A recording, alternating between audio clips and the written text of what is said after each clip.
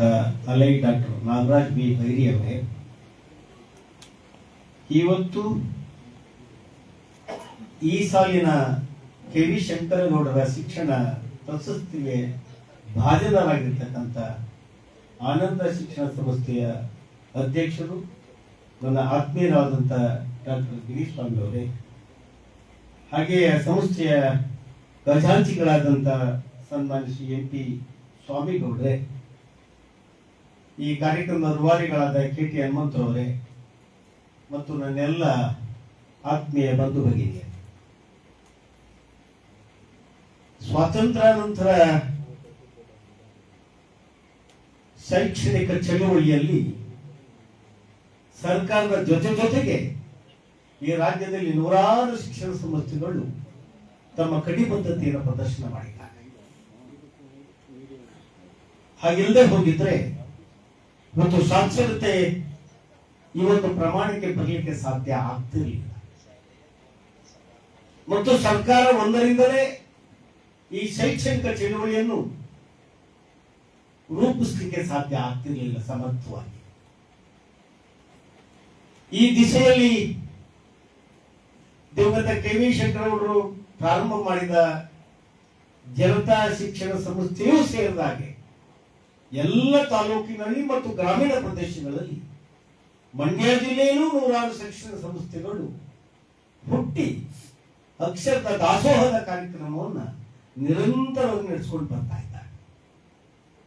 ಆ ಸಾಲಿನಲ್ಲಿ ಶ್ರೀರಂಗಪಟ್ಟಣ ತಾಲೂಕಿನ ಮಂಡ್ಯ ಜಿಲ್ಲೆಯ ಗಡಿ ಭಾಗದಲ್ಲಿರ್ತಕ್ಕಂಥ ಮತ್ತು ಕಾವೇರಿ ನದಿಯ ದಂಡೆಯಲ್ಲಿರ್ತಕ್ಕಂಥ ಮಾದೇವಪುರದ ಆನಂದ ಶಿಕ್ಷಣ ಸಂಸ್ಥೆಯೂ ಒಂದು. ಆನಂದ ಶಿಕ್ಷಣ ಸಂಸ್ಥೆಯ ಪ್ರಾರಂಭ ಮತ್ತು ಅದರ ಬೆಳವಣಿಗೆ, ಅದರ ಇತಿಹಾಸ ಅತ್ಯಂತ ರೋಚಕವಾಗಿದೆ. ಒಂದು ಕಾಲಘಟ್ಟದಲ್ಲಿ ಮಾದೇವಪುರಕ್ಕೂ ಮತ್ತು ಮಂಡ್ಯ ಜಿಲ್ಲೆಗೂ ಸಂಪರ್ಕ, ಮಂಡ್ಯ ನಗರಕ್ಕೂ ಅತ್ಯಂತ ದುಸ್ತರವಾಗಿತ್ತು. ಯಾಕೆಂದ್ರೆ ಕಾವೇರಿ ನದಿಯ ದಂಡೆ ಮೇಲಿದ್ದಂತ ಮಾದೇವಪುರ ಮತ್ತು ಸುತ್ತಮುತ್ತಲಿನ ಗ್ರಾಮಗಳ ಸಂಪರ್ಕ ಮಾಡಲಿಕ್ಕೆ ಕಾವೇರಿ ನದಿಗೆ ಸೇತುವೆಯೇ ಇರಲಿಲ್ಲ. ಹಾಗಾಗಿ ಏನಾದ್ರೂ ಈ ಕಡೆ ಬರಬೇಕಾದ್ರೆ ಏನಾದ್ರೂ ಸಣ್ಣ ಪುಟ್ಟ ಪರಿಕರಗಳ ಮೂಲಕ ಅವರು ಆ ನದಿಯನ್ನ ದಾಟಿ ಈ ಕಡೆಗೆ ಬರಬೇಕಾದಂತ ದುಸ್ತರವಾದ ಸಂದರ್ಭ, ಕಾಲಘಟ್ಟ ಒಂದು ಕಾಲಕ್ಕೆ ಇತ್ತು. ಆ ಸೇತುವೆ ನಿರ್ಮಾಣ ಆದ್ಮೇಲೆ ಮಾದೇವಪುರ ಮತ್ತು ಸುತ್ತಮುತ್ತಲ ಹಳ್ಳಿಯ ಜನರಿಗೆ ಒಂದು ರೀತಿಯ ಸ್ವಾತಂತ್ರ್ಯ ಸಿಕ್ಕಂತಾಯಿತು. ಅದು ಮಂಡ್ಯ ಮತ್ತು ಮೈಸೂರು ಜಿಲ್ಲೆಯ ಗಡಿ ಭಾಗದಲ್ಲಿದೆ. ಮಾದೇವಪುರ ನದಿ ದಂಡೆ ಮೇಲೆ ಒಂದು ಸುಂದರ ತಾಣವಾಗಿ ರೂಪುಗೊಂಡಿದೆ. ಪರಿಸರ ಬಹಳ ಅದ್ಭುತವಾಗಿದೆ. ಆ ನೆಲದಲ್ಲಿ ಈ ಶಿಕ್ಷಣ ಸಂಸ್ಥೆ ಪ್ರಾರಂಭ ಆಗಿದ್ದು, ಅದರ ಇತಿಹಾಸ ನೀವೆಲ್ಲ ತಿಳ್ಕೊಳ್ಬೇಕಾಗಿದೆ. ಅಲ್ಲಿಯ ಕೆ ಪುಟ್ಟಸ್ವಾಮಿ ಎನ್ನುವಂತ ಒಬ್ಬ ಶಿಕ್ಷಣ ಪ್ರೇಮಿ ನಮ್ಮೆಲ್ಲರ ಇಂದಿನ ರಾಜಕಾರಣಕ್ಕೆ, ರಾಜಕೀಯ ನೈಪುಣ್ಯತೆಗೆ ಹೆಸರಾದಂಥ ಉತ್ತಮ ಸಂಸದೀಯ ಪಟು ಹಾಗೆ ಅಂತೇಳಿ ಕರೆಯಲ್ಪಟ್ಟ ಈ ರಾಜ್ಯದ ಮುಖ್ಯಮಂತ್ರಿಗಳು ಮತ್ತು ವಿದೇಶಾಂಗ ಸಚಿವರಾಗಿ ರಾಜ್ಯಪಾಲರಾಗಿ ಕೆಲಸ ಮಾಡಿದಂತೆ ಎಸ್ ಎಂ ಕೃಷ್ಣ ಅವರ ಒಡನಾಡಿ ಆಗಿದ್ದಂತ ಕೆ ಪುಟ್ಟಸ್ವಾಮಿ ಅವರು ಆ ಗ್ರಾಮದವರಿದ್ದರು. ಅವರು ಆ ಗ್ರಾಮದಲ್ಲಿ ನಮ್ಮ ಮಕ್ಕಳಿಗೆ ಶಿಕ್ಷಣ ಸುಲಭವಾಗಿ ಸಿಗಬೇಕು ಅನ್ನೋ ದಿಸೆಯಲ್ಲಿ ಒಂದು ಶಿಕ್ಷಣ ಸಂಸ್ಥೆಯ ಶಾಲೆಯನ್ನ ಪ್ರಾರಂಭ ಮಾಡಬೇಕು ಅಂತೇಳಿ ಒಮ್ಮೆ ಎಸ್ ಎಂ ಕೃಷ್ಣ ಅವ್ರ ಕಡೆ ಆ ವಿಚಾರವನ್ನ ಪ್ರಸ್ತಾಪ ಮಾಡಿದಾಗ, ಆಯ್ತು ಒಂದು ಶಿಕ್ಷಣ ಸಂಸ್ಥೆಯನ್ನ ಕಟ್ಕೊಂಡು ನೀವು ಈಗ ಸರ್ಕಾರಿ ಶಾಲೆ ಕೊಡೋದನ್ನ ನಿಲ್ಲಿಸ್ಬಿಟ್ಟಿದ್ವಿ, ಆ ಸಂಸ್ಥೆಗೆ ನಾನು ಅನುಮತಿ ಕೊಡ್ತೀನಿ, ನೀವು ಹೋಗಿ ಪ್ರಾರಂಭ ಮಾಡು ಅಂತ ಹೇಳಿ. ಆ ಹೊತ್ತಿಗಾಗಲೇ ಆನಂದ ಆಳ್ವ ಅವರ ಕುಟುಂಬವರು ಆನಂದ ಆಳ್ವ ಪಾಠಶಾಲೆಗಳನ್ನ ಟ್ಯುಟೋರಿಯಲ್ ನಡೆಸ್ತಕ್ಕಂಥ ಮಂಡ್ಯ ನಗರದಲ್ಲಿ ಮತ್ತು ಮೈಸೂರಿನಲ್ಲಿ ಹೆಸರುವಾಸಿಯಾಗಿತ್ತು. ಈ ಕೆ ಪುಟ್ಟಸ್ವಾಮಿಯವರು ಮೈಸೂರಿನ ಸುಬ್ರಹ್ಮಣ್ಯ ಕೆರೆಯ ಹತ್ತಿರದಲ್ಲಿದ್ದಂತ, ಆ ಮೈದಾನದ ಹತ್ತಿರದಲ್ಲಿದ್ದಂತ ಈ ತಿರುನಾರಾಯಣ ಮತ್ತು ಆ ಕುಟುಂಬದವರನ್ನ ಭೇಟಿ ಮಾಡಲಿಕ್ಕೆ ಅಲ್ಲಿ ಹೋಗ್ತಾರೆ. ನೀವು ಈಗಾಗಲೇ ಟ್ಯುಟೋರಿಯಲ್ ಬಹಳ ಯಶಸ್ವಿಯಾಗಿ ನಡೆಸ್ತಾ ಇದ್ದೀರಿ. ನೀವು ದಯಮಾಡಿ ಒಂದು ಶಿಕ್ಷಣ ಸಂಸ್ಥೆಯನ್ನ ಪ್ರಾರಂಭ ಮಾಡಿ ನಮ್ಮೂರಿನ ಒಂದು ಶಾಲೆಯನ್ನ ನೀವು ಸ್ಥಾಪನೆ ಮಾಡಬೇಕು. ಆ ಮೂಲಕ ನಮ್ಮ ಮತ್ತು ಅಕ್ಕಪಕ್ಕದ ಹಳ್ಳಿಯ ಜನರಿಗೆ ಶಿಕ್ಷಣವನ್ನು ಕೊಡುವಂತೆ ಕೆಲಸ ಮಾಡಿಕೊಡ್ಬೇಕು ಅಂತೇಳಿ ಪ್ರಾರ್ಥನೆ ಮಾಡ್ತಾರೆ. ಆಗ ಮೂಲತಃ ಆ ಊರಿನಲ್ಲಿ ನೆಲೆಸಿದ್ದ ಆವತ್ತಿಗೆ ಮೈಸೂರಿದ್ದಂತ ಅವರು ಅಲ್ಲಿಯ ಸ್ಥಳೀಯರನ್ನ ಕಟ್ಕೊಂಡು ಒಂದು ಸಂಸ್ಥೆಯನ್ನ ನೋಂದಣಿ ಮಾಡಿಸುತ್ತಾರೆ. 1974 ಹೊತ್ತಿಗೆ ಶ್ರೀಮಾನ್ ಎಸ್ ಎಂ ಕೃಷ್ಣ ಅವರ ಸಹಕಾರದಿಂದ ಈ ಆನಂದ ಆಳ್ವ ಅವರ ಹೆಸರಿನಲ್ಲೇ ಒಂದು ಪ್ರೌಢಶಾಲೆಯನ್ನ ಪ್ರಾರಂಭ ಮಾಡ್ತಾರೆ. ಬಹಳ ಆಶ್ಚರ್ಯ ಅಂದ್ರೆ ಆ ಆನಂದ ಆಳ್ವ ಅವರ ಕುಟುಂಬದ 3 ಜನ, ತಿರುನಾರಾಯಣ ಅಯ್ಯಂಗಾರ್ ಅವರು ಮತ್ತು ಅವರ ತಂಗಿ ತಂದಮ್ಮನವರು ಮತ್ತೊಬ್ಬರು 3 ಜನ, ಅವರು ಮತ್ತೊಬ್ಬರ ಹೆಸರು ಕಮಲಮ್ಮ. ಈ 3 ಜನ ಸೇರಿ ಹಿಂದಿ ಶಿಕ್ಷಕರೊಬ್ಬರನ್ನ ಜೊತೆಗೆ ನೇಮಕ ಮಾಡಿಕೊಳ್ತಾರೆ. ಆ ಇಡೀ ಕುಟುಂಬದ 3 ಜನ ಅಲ್ಲಿ ಪ್ರೌಢಶಾಲೆ ಪ್ರಾರಂಭ ಮಾಡಿ ಶಿಕ್ಷಣವನ್ನು ಬೋಧನೆ ಮಾಡಲಿಕ್ಕೆ ಪ್ರಾರಂಭ ಮಾಡ್ತಾರೆ. ಅವರು ವಿಜ್ಞಾನ, ಗಣಿತ, ಇಂಗ್ಲಿಷು, ಕನ್ನಡ ಎಲ್ಲವನ್ನೇ ಈ 3 ಜನ ಬೋಧನೆ ಮಾಡ್ತಾರೆ. ಅತ್ಯಂತ ಸಮರ್ಥ ಜ್ಞಾನ ಆವತ್ತಿಗೆ ಅವರೊಟ್ಟಿಗೆ ಇರ್ತಾರೆ. ಅವರ ಮೊಮ್ಮಗ ಕೂಡ ಇವತ್ತು ಅಲ್ಲಿ ಶಿಕ್ಷಕರಾಗಿದ್ದಾರೆ, ಆಸೀನರಾಗಿದ್ದಾರೆ. ಆ 74ರಲ್ಲಿ ಪ್ರಾರಂಭವಾದಂತಹ ಸಂಸ್ಥೆ ಆ ಭಾಗದ 8 ಹಳ್ಳಿಗಳ ಮಕ್ಕಳಿಗೆ ಒಂದು ವಿದ್ಯಾಕೇಂದ್ರವಾಗಿ ರೂಪುಗೊಳ್ತಾರೆ. 1979ರ ಹೊತ್ತಿಗೆ ಅದು ಅನುದಾನಕ್ಕೆ ಒಳಪಡ್ತದೆ. ಪ್ರಾರಂಭವಾದ 1974 ಪ್ರಾರಂಭ ಆಗುತ್ತೆ, 79ರಲ್ಲಿ ಅದು ಅನುದಾನಕ್ಕೆ ಒಳಪಡ್ತಾರೆ. ಬಹಳ ಜನ ಶಿಕ್ಷಕರು ಅತ್ಯಂತ ನಿಷ್ಠೆಯಿಂದ ನಿಷ್ಠುತೆಯಿಂದ ಅಲ್ಲಿ ಶಿಕ್ಷಣ ಕಲಿಸ್ತಕ್ಕಂಥ ಕೆಲಸವನ್ನು ಆ ಕುಟುಂಬದೊಟ್ಟಿಗೆ ನಿರಂತರವಾಗಿ ಇಲ್ಲಿವರೆಗೂ ಮಾಡ್ಕೊಂಡು ಬಂದಿದ್ದಾರೆ. ಅಲ್ಲಿ ಆ ಆನಂದ ಆಳ್ವವರ ಶಾಲೆಗೆ ಒಂದು ಒಳ್ಳೆಯ ಹೆಸರಿದೆ, ರೆಪ್ಯುಟೇಷನ್ ಇದೆ. ಹೇಗೆ ಈ ಕಾನ್ವೆಂಟ್ಗಳಿಗೆ ಮಕ್ಕಳನ್ನು ಹುಡ್ಕೊಂಡು ಹೋಗ್ತಾರೋ ಅದೇ ಮಾದರಿ ಈ ಶಾಲೆಯಲ್ಲೇ ಓದಬೇಕು ಅಂತ ಹೇಳಿ ಇಚ್ಛೆ ಪಡುವವರು ಮತ್ತೆ ಅಲ್ಲಿ ಕಲಿತವರು ತುಂಬಾ ಸಾವಿರಾರು ಜನ ಇದ್ದಾರೆ. ಮತ್ತೆ ಅಲ್ಲಿ ಬದುಕನ್ನ ಭವಿಷ್ಯವನ್ನು ರೂಪಿಸಿಕೊಂಡಂತವರು ಸಾವಿರಾರು ಸಂಖ್ಯೆ ಇದ್ದಾರೆ. ಮತ್ತೆ ಅದರೊಟ್ಟಿಗೆ 1998ರ ಹೊತ್ತಿಗೆ ಪ್ರಾಥಮಿಕ ಶಾಲೆಯನ್ನು ಅವರು ಪ್ರಾರಂಭ ಮಾಡ್ತಾರೆ. ಈಗ LKG ಇಂದ SSLC ಅವರಿಗೆ ಅಲ್ಲಿ ಶಾಲೆ ಇದೆ. ಅಲ್ಲಿ ಬಹಳ ಜನ ಸ್ಥಳೀಯರು, ಇವತ್ತು ನಮ್ಮ ಗಿರಿಸ್ವಾಮಿ ಅವರಿಗಿಂತ ಮುಂಚೆ ಬಹಳ ಹಿರಿಯವರಿದ್ರು. ಈಗ ಇವರು ಅಧ್ಯಕ್ಷರಾಗಿದ್ದಾರೆ. ಇವತ್ತು ನಮ್ಮ ಪಾಪೇಗೌಡರು ಬರ್ಬೇಕಾಗಿತ್ತು, ಅವರು ಖಜಾಂಚಿಗಳು, ಅವರು ಬರಲಿಲ್ಲ. ಅವರು ಕೂಡ ಪ್ರಾಧ್ಯಾಪಕರು. ಇವರು ಕೂಡ ಗಿರಿಸ್ವಾಮಿ ಅವರು ನಿಮ್ಗೆ ಗೊತ್ತಲ್ಲ, ಕಾರ್ಯದರ್ಶಿ ಖಜಾಂಚಿ ಬಂದಿದ್ದಾರೆ. ಕಾರ್ಯದರ್ಶಿಗಳು ಪಾಪೇಗೌಡರು ಬರಲಿಲ್ಲ, ಸ್ವಾಮಿಗೌಡರು ಖಜಾಂಚಿಗಳಿದ್ದಾರೆ. ಗಿರಿಸ್ವಾಮಿಯವರು ನಮ್ಮ ಮಂಡ್ಯದಲ್ಲೇ ಸುಮಾರು 32 ವರ್ಷಗಳ ಕಾಲ ಜನತಾ ಶಿಕ್ಷಣ ಸಂಸ್ಥೆಯಲ್ಲಿ ಯಾರ ಯಶಸ್ಸಿನ ಪ್ರಶಸ್ತಿಯನ್ನು ಇವತ್ತು ಸ್ವೀಕಾರ ಮಾಡ್ತಾ ಇದ್ದಾರೋ ಅವರು ಪ್ರಾರಂಭ ಮಾಡಿದ ಜನತಾ ಶಿಕ್ಷಣ ಸಂಸ್ಥೆಯಲ್ಲಿ ಮ್ಯಾಥಮೆಟಿಕ್ಸ್ ಪ್ರಾಧ್ಯಾಪಕರಾಗಿ ಕೆಲಸ ಮಾಡಿದಂಥವ್ರು, ಬಹಳ ಹೆಸರು ಮಾಡಿದಂಥವ್ರು. ಅವರು ಇವತ್ತು ಅಲ್ಲಿ ಅಧ್ಯಕ್ಷರಾಗಿ ಈ ಸಂಸ್ಥೆಯನ್ನು ಅತ್ಯಂತ ಯಶಸ್ವಿಯಾಗಿ ನಡೆಸ್ಕೊಂಡು ಬರ್ತಾ ಇದ್ದಾರೆ. ಪಾಪೇಗೌಡರು ಅವರು ಕೂಡ ಆ ಊರಿನವರೇ, ಅವರು ಕೂಡ ಪ್ರಾಧ್ಯಾಪಕ ವೃತ್ತಿಯಲ್ಲಿ ಇದ್ದಂಥವ್ರೆ. ಅವ್ರಿಗೂ 94 ವಯಸ್ಸು. ಅವರು ಕೂಡ ಅತ್ಯಂತ ಅನನ್ಯ ನಿಷ್ಠೆಯಿಂದ ಆ ಸಂಸ್ಥೆಗೆ ಇವತ್ತೂ ನಿರಂತರವಾಗಿ ಶ್ರಮಿಸ್ತಾ ಇದ್ದಾರೆ. ಸ್ವಾಮಿಗೌಡರು ಕೂಡ ಖಜಾಂಚಿ ಆಗಿದ್ದಾರೆ. ಇಡೀ ತಂಡ ಅತ್ಯಂತ ನಿಷ್ಫಲತೆಯಿಂದ ಪ್ರಾಮಾಣಿಕವಾಗಿ ಬದ್ಧತೆಯಿಂದ ಈ ಸಂಸ್ಥೆಯನ್ನು ಯಶಸ್ವಿಯಾಗಿ ಮುನ್ನಡೆಸಿಕೊಂಡು ಬರ್ತಾ ಇದ್ದಾರೆ. ಮಕ್ಕಳಿಗೆ ಪ್ರಶಸ್ತಿ ಕೊಡ್ತಾ ಇರ್ತಕ್ಕಂಥದ್ದು KV ಶಂಕರಗೌಡರ ಹೆಸರಿನಲ್ಲಿ. KV ಶಂಕರಗೌಡರ ಬಗ್ಗೆ ಇಲ್ಲಿ ಕೂತಿರೋರು ನಾನು ಹೆಚ್ಚು ಹೇಳ್ಬೇಕಾಗ್ತಿಲ್ಲ. ಶ್ರೀಮನ್ ಮಹಾರಾಜ ನಾಲ್ವಡಿ ಕೃಷ್ಣರಾಜ ಒಡೆಯರ ಅನಂತರ ಈ ಮಂಡ್ಯ ಜಿಲ್ಲೆಯನ್ನು ಅತ್ಯಂತ ಸಮರ್ಥವಾಗಿ ಕಟ್ಟುವಲ್ಲಿ ಹಲವು ದಿಕ್ಕಿನಿಂದ ದೃಷ್ಟಿಯಿಂದ ಪ್ರಾಮಾಣಿಕವಾಗಿ ನಿಷ್ಠುರತೆಯಿಂದ ಕೆಲಸ ಮಾಡಿದಂತ ಒಬ್ಬ ಧೀಮಂತ ಪುರುಷ. ಅವರ ಅಧಿಕಾರವನ್ನು ಕಂಡಿದ್ದು ಅತ್ಯಂತ ಕಡಿಮೆ ಹೊಂದಿಗೆ. ಅವರು ಶಾಸಕರಾಗಿದ್ದು, ಸಂಸದರಾಗಿದ್ರು, ಮೇನ್ ಶಿಕ್ಷಣ ಸಚಿವರಾಗಿದ್ದರು. ಅವರು ಜನತಾ ಶಿಕ್ಷಣ ಸಂಸ್ಥೆಯ ಮೂಲಕ ಈ ಜಿಲ್ಲೆಯ ಶೈಕ್ಷಣಿಕ ಕ್ರಾಂತಿಗೆ ನಾಂದಿ ಆಡಿದಂಥವು, ಭೂಮಿಕೆಯನ್ನು ಸಿದ್ಧ ಮಾಡಿದಂಥವು. ಜಿಲ್ಲಾ ಸಹಕಾರ ಕೇಂದ್ರ ಬ್ಯಾಂಕ್ ಪ್ರಾರಂಭ ಮಾಡುವ ಮೂಲಕ ಸಹಕಾರ ಚಳುವಳಿಗೆ ನಾಂದಿ ಆಡಿದಂತು. ಇಡೀ ಏಷ್ಯಾ ಖಂಡದಲ್ಲಿ ಈ ಶಿಕ್ಷಣ ಸಹಕಾರ ಸಂಸ್ಥೆ ಹೆಸರಾಗುವಂತ ನೋಡಿಕೊಂಡಂತು.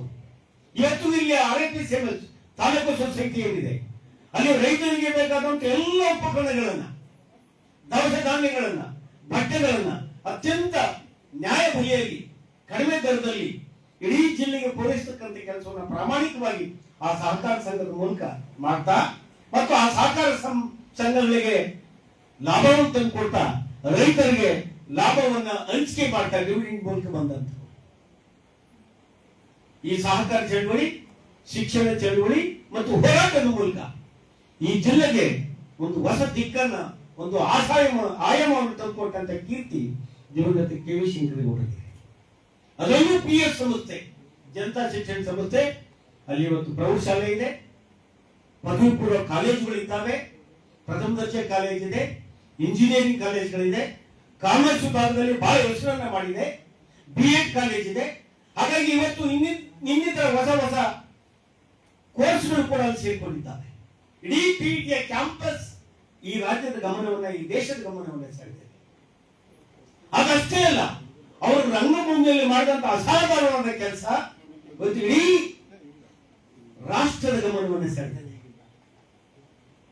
ಅವರೊಬ್ಬ ನಾಟಕರಾಗಿ, ಸ್ವಯಂ ಕಲಾವಿದರಾಗಿ ರಂಗಭೂಮಿಯಲ್ಲಿ ನಿಂತು ಒಬ್ಬ ರಂಗಭೂಮಿಗೆ ಕಾಯಕಲ್ಪ ಕೊಡುವಂತ ಕೆಲಸವನ್ನು ಮಾಡಿದಂತ ಧೀಮಂತ ಪುರುಷ ಅನ್ನುವಂಥದ್ದನ್ನ ಅತ್ಯಂತ ಹೆಮ್ಮೆಯಿಂದ ನಾವು ಹೇಳ್ಕೊಳ್ಬೇಕಾಗಿದೆ. ಇವತ್ತು KV ಶಂಕರೇಗೌಡರ ಮಾದರಿಯಲ್ಲಿ ಮತ್ತು ಅವರ ಮಾರ್ಗದರ್ಶನದಲ್ಲಿ ಹಳ್ಳಿಗಳಲ್ಲಿ, ತಾಲೂಕುಗಳಲ್ಲಿ ಶಿಕ್ಷಣ ಸಂಸ್ಥೆಗಳು ಹುಟ್ಟನ್ನು ಪಡಿತಾರೆ. ಜಿಲ್ಲೆಯ ಜನ ಸಾವಿರಾರು ಸಂಖ್ಯೆಯಲ್ಲಿ, ಲಕ್ಷಾಂತರ ಸಂಖ್ಯೆಯಲ್ಲಿ ಶಿಕ್ಷಣವಂತರು ಆಗ್ಲಿಕ್ಕೆ ಸಾಧ್ಯ ಆಗ್ತದೆ. ಇವತ್ತಿಗೂ ಮಂಡ್ಯದ PET ಇಂಜಿನಿಯರಿಂಗ್ ಕಾಲೇಜಲ್ಲಿ ಕಲಿತಂತವರು ಜಗತ್ತಿನಾದ್ಯಂತ ಇದ್ದಾರೆ. ನಾನು ಅಮೆರಿಕಾಗೆ ಹೋದಾಗ, ಆಸ್ಟ್ರೇಲಿಯಾಕ್ಕೆ ಹೋದಾಗ, ಇಂಗ್ಲೆಂಡ್ಗೆ ಹೋದಾಗ, ಜರ್ಮನಿಗೆ ಹೋದಾಗ ಈ ಕಾಲೇಜಿನಲ್ಲಿ ಕಲಿತಂತ 100 ಜನ ಅಭಿಯಂತರು ನಾನು ಕಂಡಿದ್ದೇನೆ, ಭೇಟಿ ಮಾಡಿದ್ದೆ. ಸುಮಾರು 18-20 ರಾಷ್ಟ್ರಗಳನ್ನ ನಾನು ಈ ಜಗತ್ತಿನ ವಿವಿಧ ರಾಷ್ಟ್ರಗಳನ್ನು ಸುತ್ತಾಡಿದ್ದೇನೆ. ಅಲ್ಲಿ ಕೆಲವು ಕಾಲ ಬೀಡಿ ಬಿಟ್ಟು ಬಂದಂತ ಸಂದರ್ಭದಲ್ಲಿ ಅವರೊಟ್ಟಿಗೆ ಸಮಾಲೋಚನೆ ಮಾಡಿದಾಗ ಮಂಡ್ಯದ PS ಇಂಜಿನಿಯರಿಂಗ್ ಕಾಲೇಜ್ ನಮಗೆ ಬದುಕನ್ನು ಕಟ್ಟಿಕೊಟ್ಟಿದೆ, ಭವಿಷ್ಯವನ್ನು ಕಟ್ಟಿಕೊಟ್ಟಿದೆ ಅಂತ ಮಾತನ್ನ ಅತ್ಯಂತ ಪ್ರೀತಿಯಿಂದ ಮೃದುದಿಂದ ಆಡುವಂಥದ್ದು ನಾನು ಕೇಳ್ಕೊಂಡಿದ್ದೆ. ಇಲ್ಲಾದ ಬಾಬಣ್ಣ ಅವರಿಂದ ಹಿಡಿದು ತುಂಬಾ ಜನ, ಸಾವಿರಾರು ಜನ ಇಂಜಿನಿಯರಿಂಗ್ ಪದವೀಧರರು ದೇಶದ, ಜಗತ್ತಿನ ವಿವಿಧ ದೇಶಗಳಲ್ಲಿ ಅತ್ಯಂತ ಆಯಕಟ್ಟಿನ ಜಾಗಗಳಲ್ಲಿದ್ದಾರೆ. ಅತ್ಯಂತ ಸಮರ್ಥವಾಗಿ ಕೆಲಸ ಮಾಡಿ ಈ ಜಿಲ್ಲೆಗೆ ಮತ್ತು ಆ ಕಾಲೇಜಿಗೆ ಶಂಕರೇಗೌಡರಿಗೆ ಹೆಸರನ್ನು ತಂದುಕೊಟ್ಟಿದ್ದಾರೆ. ಅಂತ ಧೀಮಂತ ಪುರುಷ KV ಶಂಕರೇಗೌಡರ ಹೆಸರಿನ ಶಿಕ್ಷಣ ಪ್ರಶಸ್ತಿಯನ್ನ ಇವತ್ತು ಬಹಳ ಅಚ್ಚುಕಟ್ಟಾಗಿ, ಯಾಕೆಂದ್ರೆ ಕಳೆದ ವರ್ಷ ತಾನೇ ಸುವರ್ಣ ಮಹೋತ್ಸವವನ್ನು ಕಂಡಂತ ಈ ಸಂಸ್ಥೆ, ಆನಂದ ಸಂಸ್ಥೆ, ನಮ್ಮ ಕೇಂದ್ರ ಸಚಿವರಾದ ಕುಮಾರಸ್ವಾಮಿ ಕೂಡ ಬಂದಿದ್ರು. ನಾವೆಲ್ಲ ಅಲ್ಲಿ ಹೋಗಿದ್ವಿ. 2 ದಿನಗಳ ಕಾರ್ಯಕ್ರಮ ಅತ್ಯಂತ ಅಚ್ಚುಕಟ್ಟಾಗಿ ಅಲ್ಲಿಯ ಪೋಷಕರು, ಹಳೆಯ ವಿದ್ಯಾರ್ಥಿಗಳು ಮತ್ತು ಈಗಿನ ವಿದ್ಯಾರ್ಥಿಗಳು ಸಾವಿರಾರು ಸಂಖ್ಯೆಯಲ್ಲಿ ಆ ಕಾರ್ಯಕ್ರಮವನ್ನ ಯಶಸ್ವಿಯಾಗಿ ನಡೆಸುವುದನ್ನು ನಾನು ಕಣ್ತುಂಬಿಕೊಂಡಿದ್ದೇನೆ. ಮತ್ತು ಈ ಭಾಗದ ಎಲ್ಲ ಜನಪ್ರತಿನಿಧಿಗಳು ಆ ಶಾಲೆಗೆ ನಾನು ಸೇರಿದಾಗಿ ಅನುದಾನಗಳನ್ನು ನೀಡಿದ್ದೇನೆ. ಬಹಳ ಶಾಲೆಗಳನ್ನು, ಸಂಸ್ಥೆಗಳನ್ನು ಕಟ್ಟಿದ್ದಾರೆ.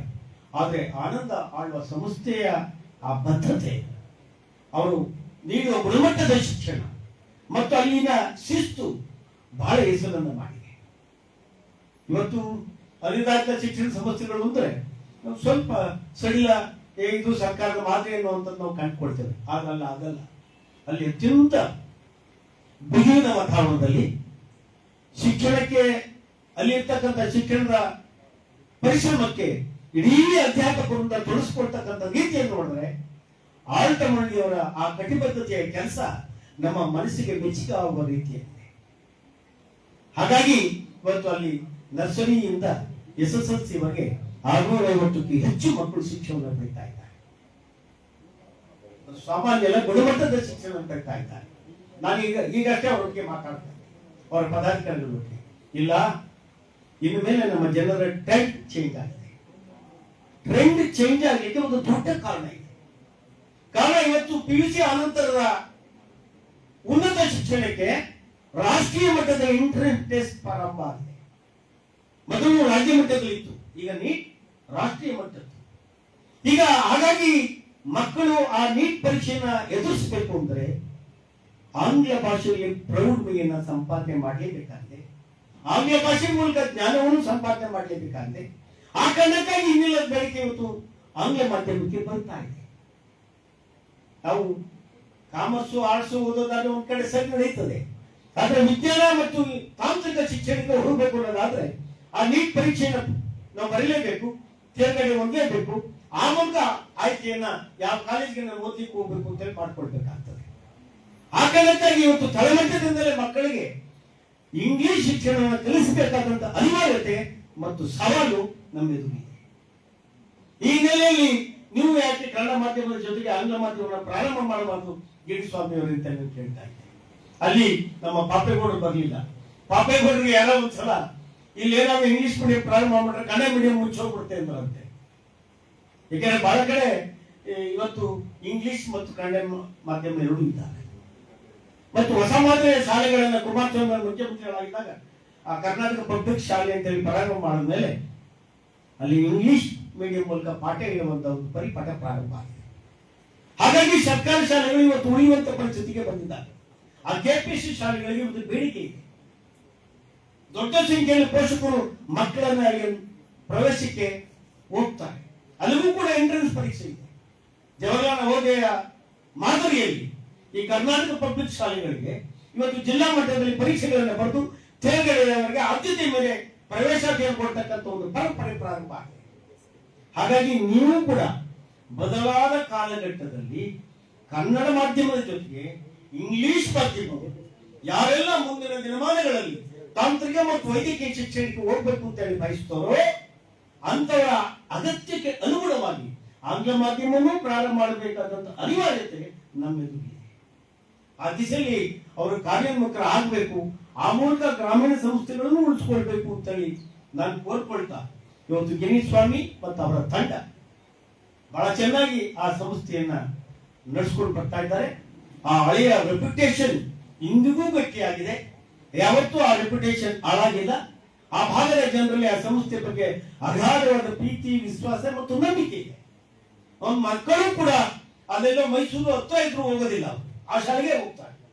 ಅಲ್ಲಿ ಅಧ್ಯಾಪಕರ ತಂಡ ನಮ್ಮ ಲೋಕೇಶ್ ಚಂದ್ಗಾಲ್ ಅವರು ಇಲ್ಲಿ ಒಂದು ಶಾಲೆ ಮುಚ್ಚೋದಾಗ ಎಲ್ಲಿಂದಾಗ ನಾನು ಕೂಡ ಆ ಶಾಲೆಯಿಂದ ಸಜೆಸ್ಟ್ ಮಾಡಿ ನೀ ಅಲ್ಲಿ ಹೋಗ್ಬೇಕಪ್ಪ ಲೋಕೇಶ್ ಅಂತ ಹೇಳಿ. ಈಗ ಲೋಕೇಶ್ ಒಪ್ಕೊಳ್ತಾರೆ. ಸ್ವಲ್ಪ ದೂರ ಬಿಟ್ರೆ ಆ ಶಾಲೆ ನನಗೆ ಪ್ರೀತಿಗೆ ಪಾತ್ರವಾಗಿದೆ ಸರ್. ಆ ಶಾಲೆಯಲ್ಲಿ ನನಗೆ ಬೋಧನೆ ಮಾಡಲಿಕ್ಕೆ ಅತ್ಯಂತ ಉತ್ತಮವಾದ ವಾತಾವರಣ ಇದೆ. ಒಂದು ಒಳ್ಳೆಯ ಶಾಲೆಯಲ್ಲಿ ಶಿಕ್ಷಕನಾಗಿ ಕೆಲಸ ಮಾಡ್ತಾ ಇದ್ದೀನಿ ಅನ್ನುವಂತ ಹೆಮ್ಮೆ ನನ್ನ ಹುಟ್ಟಿದೆ ಅನ್ನುವಂತ ಮಾತನ್ನ 10 ಬಾರಿ ಅವರು ಹಂಚಿಕೊಂಡಿದ್ದಾರೆ. ಹಾಗಾಗಿ ಒಂದು ಸಮರ್ಥ ಅಧ್ಯಾಪಕರ ತಂಡ ಇವತ್ತು ಆಗಿದೆ. ಬಹಳ ಯಶಸ್ವಿಯಾಗಿ ಈ ಆಡಳಿತ ಮಂಡಳಿ ಮತ್ತು ಅಧ್ಯಾಪಕರ ತಂಡ ಆ ಶಾಲೆಯನ್ನು ನಡೆಸ್ಕೊಂಡು ಬರ್ತಾ ಇದ್ದಾರೆ. ಹಾಗಾಗಿ ಇವತ್ತು ನಮ್ಮ ತಂದೆ ತಾಯಿ ಹೆಸರಿನ 25,000ಗಳ ಈ ಶಿಕ್ಷಣ ಪ್ರಶಸ್ತಿಯನ್ನ ಶಂಕರಗೌಡರ ಹೆಸರಿನಲ್ಲಿ ಅವರಿಗೆ ಕೊಡಮಾಡುವ ಕೆಲಸವನ್ನು ಮಾಡ್ತಾ ಇದ್ದೇವೆ. ಅವರು ದಯಮಾಡಿ ಅದೇ ರೀತಿಯಲ್ಲಿ ಶಿಕ್ಷಣ ಸಂಸ್ಥೆಯನ್ನ ಮುಂದಿನ ದಿನಗಳಲ್ಲಿ ನಡೆಸಿಕೊಂಡು ಹೋಗ್ಬೇಕು. ಇನ್ನು ಹೊಸ ಹೊಸ ಕೋರ್ಸ್ಗಳನ್ನ ಇವತ್ತು ವೃತ್ತಿ ಮೂಲ ಹೊಸ ಕೋರ್ಸ್ಗಳು ಬರ್ತಾ ಇದ್ದಾರೆ. ಆ SSLC ಅನಂತರ ಅಂತ ಕೋರ್ಸ್ಗಳನ್ನ ಮತ್ತು PUC ಶಿಕ್ಷಣವನ್ನ ಪ್ರಾರಂಭ ಮಾಡುವಂತ ದಿಸೆಯಲ್ಲಿ ನೀವು ಮುಂದಾಗಬೇಕು ಅಂತ ಆಶಿಸ್ತಾ ಈ ಪ್ರಶಸ್ತಿಗೆ ಪಾತ್ರರಾದಂತ ಅವರನ್ನ ನಿಮ್ಮೆಲ್ಲರ ಚಪ್ಪಾಳೆಯನ್ನು ಅಭಿನಂದಿಸುತ್ತೇನೆ. ಆ ಸಂಸ್ಥೆಯನ್ನ ಮತ್ತು ಎತ್ತರಕ್ಕೆ ಕೊಂಡೊಯ್ಯುವಂತ ಕೆಲಸವನ್ನು ಮಾಡಬೇಕು ಅಂತ ಹೇಳಿ ಆಶಿಸ್ತಾ ನನ್ನ ಮಾತನ್ನು ಮುಗಿಸ್ತೇನೆ. ಜೈ ಹಿಂದ್, ಜೈ ಕರ್ನಾಟಕ.